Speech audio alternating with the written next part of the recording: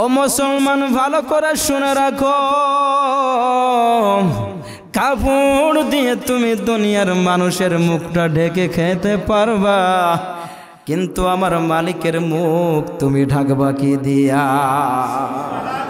ঢাকার ক্ষমতা আছে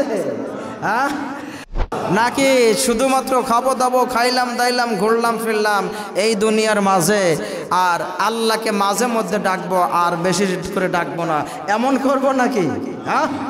সব সময় আমরা ডাকবো কাকে? বলেন কাকে?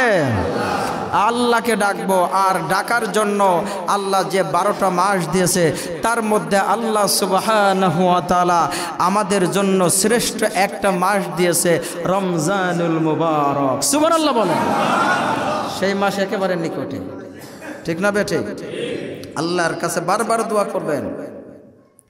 বারবার আমি নিজে দোয়া করি, আল্লাহ আল্লাহ আমার হায়াত যদি ফুরাইয়ে যাওয়ার মতোই হয় তাও তুমি আমাকে রমজান মাসটা পাওয়ায় রমজান মাসে যেন আমার হায়াত শেষ হয়। এইভাবে দোয়া করবেন। কি করবেন?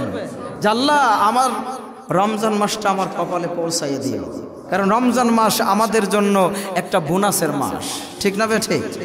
এর চাইতে বড় বোনাস, এর চাইতে বড় রহমত, বরকত, মাগফিরাতের মাস আর পৃথিবীতে পাওয়ার মতো সম্ভব আছে কি? সেই রমজান মাস আসছে। রমজান মাসে আমরা তো দিনের বেলায় রাস্তার পাশে দোকানে বসে যখন খাবো আমরা একটা চাদর ঘিরে দিয়ে খাবো, তাই তো? হ্যাঁ না, কি কয়? কি ঘিরে দিয়ে খাবো না? নাহলে মানুষ দেখে ফেললে কি বলবে? কি কথা বলেন না? কি সিয়াম থাকবে?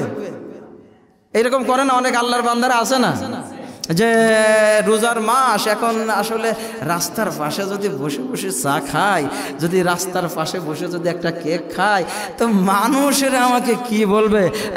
এই চার দোকানওয়ালা ভাই, এই দোকানদার ভাই, তুমি একটা কাপড় ঘিরাইয়ে দাও। করে কি করে না? ও মুসলমান ভালো করে শুনে রাখো,